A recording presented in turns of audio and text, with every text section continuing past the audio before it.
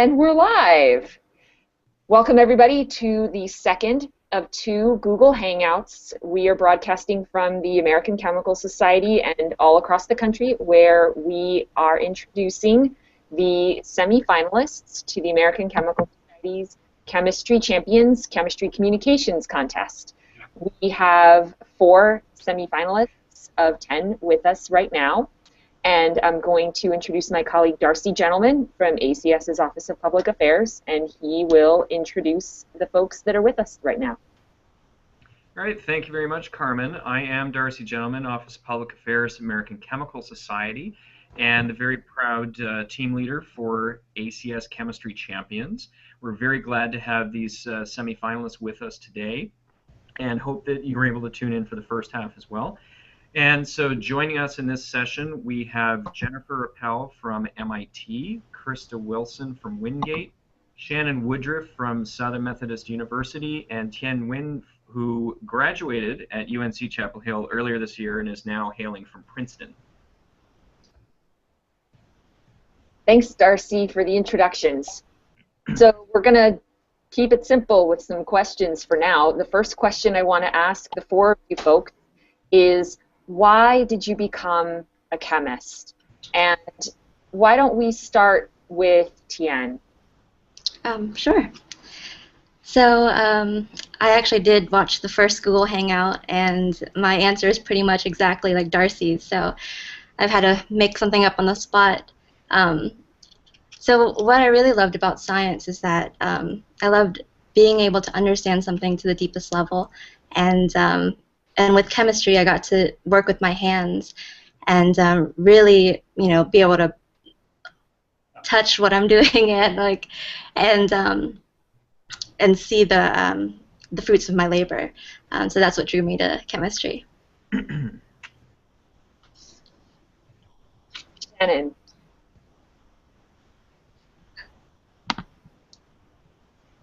Oh my, I've lost your sound, Shannon. I cannot hear you. I'm going to switch to Krista while Shannon fixes his sound.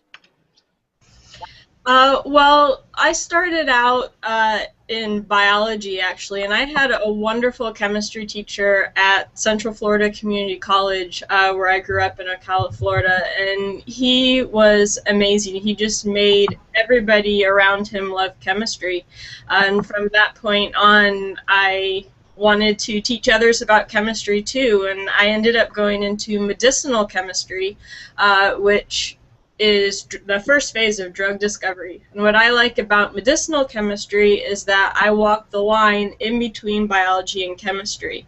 The way I like to explain it to people is that I solve biological problems, but on a chemical level. Biology is really too macro for me. Like Tien, I like understanding things at a deep level, and I love learning how we tick and how all of our biological systems boil down to the chemistry and the interaction of molecules. So that's why I went into chemistry. Thanks, Krista. Let's move to Jennifer. Can you hear me? I can.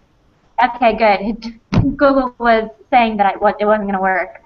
I actually started off in environmental engineering, a very, very engineering background.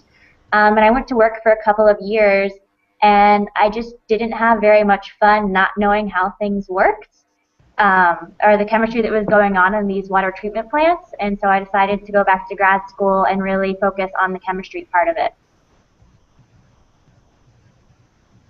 It's a very practical reason for going to grad school. Most of us are just like, well, at least I was like, oh, this chemistry thing sounds good. My mom was a chemist. Sounds good. Shannon, how's your sound doing? No. Have you tried adjusting your settings with the little gear on the top of your screen? Maybe change your microphone? That might.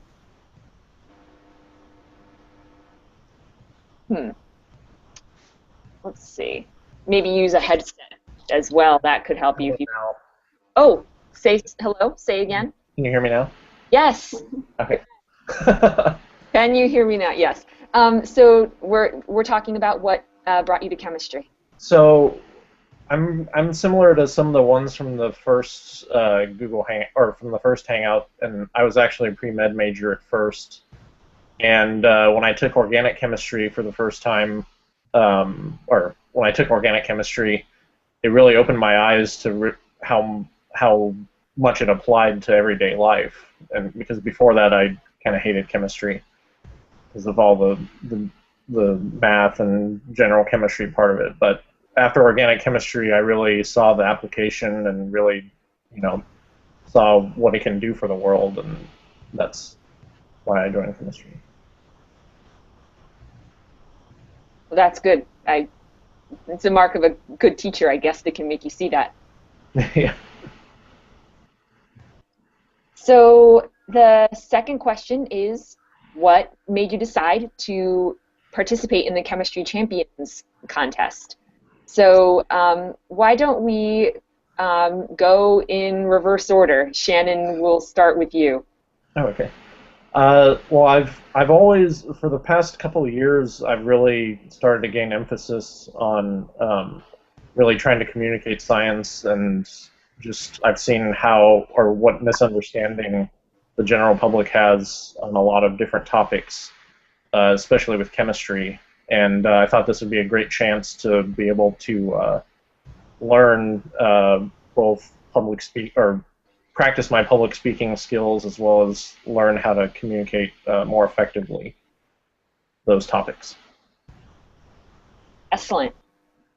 So let's see, I think it was either Jennifer or Krista who went before you. Me. Go for it. Okay. So I study the environment, and the environment affects everybody. And it's much easier to implement change in the world when you have the general public behind you. So I really want to develop my speaking skills and breaking everything down to the basics, even though I get so lost in the details in grad school sometimes. So that's why I decided that I wanted to participate. Great. Krista. I joined the Chemistry Ambassadors Program at the Southeastern Regional Meeting of the ACS, or CERMAX, last year. I was going around the booths, and the gentleman that was running it told me about it. I was like, well, I teach chemistry, so I'm being a chemistry ambassador every day, so I might as well sign up for the program. So I signed up, and a few weeks before the deadline for the Chemistry Champions, I had never heard of it before, but I got an email, and I looked at it, and it was a very practical reason. I have a non-existent travel budget, and there is absolutely no way I was ever going to be able to attend the national meeting except through Chemistry Champions. Plus, I love to teach. It's what I do every day. I love to tell people about my research. I've had a very positive feedback about my research, both at the regional level and now at the national level. So I'm excited to meet everyone, meet people that I haven't seen since grad school that I know are going to be at the meeting, and to communicate my research coming from a very small institution. Well, that's a very practical reason. I'm glad it worked out for you. Tien. So I entered because I had participated in a couple of ACS contests before, and it was really a lot of fun, and it was challenging, and it was really creative. And now that I've left the lab to start a career in science writing, I really wanted more practice communicating science, especially chemistry. People had always asked me what I worked on in grad school, and I always felt like I fumbled a bit. So I thought it'd be great to have a video and sort of point people in that direction and just have that practice for myself. Great. So, we have a question from the audience. Yes, we've had a question come through. It's actually directed at myself, and that question is, what are these chemistry champions competing for? So the semifinalists, as we've been saying, are going to be finding themselves in San Francisco in a week and a half for the semifinals, and we will have them then, unfortunately, selected down to 5 finalists who will be competing on the Sunday night. So you hear it here first. The runner-up is going to get an ACS webinar slot, and the winner is going to also get an ACS webinar slot, and we're going to fly them to Washington, D.C. to shoot an ACS reactions video in studio here. And also have the opportunity to meet other science communicators who work for the American Chemical Society, and any other opportunities that the calendar allow to coincide with that. There is another prize that will not be publicly announced until the finals. I know what it is. My colleague here Yeah, I'm a reporter. I uphold embargoes. but we are going to keep everyone in suspense. So those of you in the viewing audience who want to know, if you pay attention to this URL, which I am portraying analogically and digitally at the same time, we will be tweeting this information out very soon, but at 7 p.m. on August 10th, that's a Sunday, 7 p.m. Pacific time, 10 p.m. Eastern time, the Chemistry Champion Finals will take place. You will find out what that extra special prize is, and most importantly, be able to vote for who you think should win. So we'll have 5 of these semifinalists will make themselves through to those finals, and we hope everybody can join and vote for their favorites. I have a question, Darcy. Yes. What makes you so awesome? All right. No, I think it would be great to have everyone that's with us talk about their favorite chemistry communicator, since the last group of folks got to answer that question.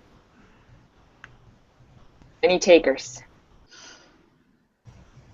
I can start. Actually, I have 2. My first favorite was mentioned actually by Jeff in the first one, is Bill Nye, because he was really what got me into science. I remember 4th grade classes watching his videos and really being like, I want to be like this guy. And one that's been a little more recently is actually Theo Gray, who's an amateur chemist, but he wrote a column for Popular Science called Gray Matter. And he actually is the one who developed the Elements app for the iPad a few years ago. And I've actually met him once. He's a great guy. But really bringing it to kind of the amateur level, I think, is really important. Thanks. I'll go next. My favorite chemistry communicator was an individual named Dr. Matt Cadley, and he was out of Arizona University. He actually passed away while I was in grad school, but I had the opportunity to hear him come speak about his research, because he was my principal investigator in grad school, so he came to talk to us about his research with endocrinology and ligand receptor interactions. And he was funny, and he was great at explaining the chemistry behind the peptide science, and I'm a peptide chemist, so I like to tell people about him and honor his memory. Great story.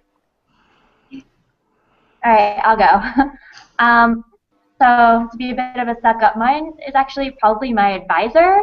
Not because he's, super fantastic at explaining science all of the time, but because he's always so excited when he does it, that it just gets me excited, and then I can go back into the lab and do more work, and it's just great to get like the build up to know that like what I'm doing actually matters to somebody and that they're super enthusiastic about it. That's really awesome. So I'll second what you said, Carmen, in the first Hangout. I really liked Deborah Blum's The Poisoner's Handbook. I actually just read it last weekend, and she has a really cool way of explaining things. You always think of molecules and atoms being bonded together, but throughout the whole book, she has different ways to explain it, these 3, 1 oxygen, 2 hydrogens just hanging out together, or she has these very unique ways of explaining what a molecule is. And besides her, I would say Maggie Coworth-Baker, who is the science editor at Boing Boing. She's an excellent writer, and she doesn't have a chemistry background, but I think she really nails it. Awesome. I just got a note from another of our semifinalists who's been trying to join the Hangout and has had no luck. This Oh. technical difficulties is extraordinarily difficult. I'll give her a moment to see if she is able to join, but we may unfortunately have to sign off in a moment. Darcy, any parting thoughts for our viewers back home?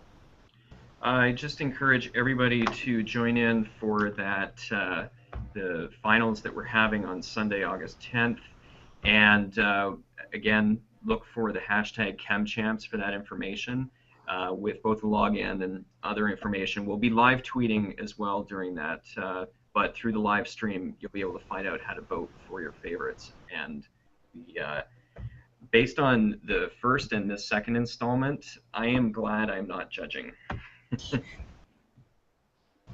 I'll second that. Yeah, I'm not going to be in San Francisco, but I will say that it's been really nice to meet all of you, and I really wish all of you the best of luck.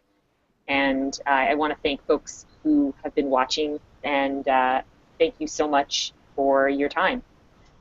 I think with that, I think we will sign off and wish everybody the best in San Francisco. Thank you. Thank you. Thanks.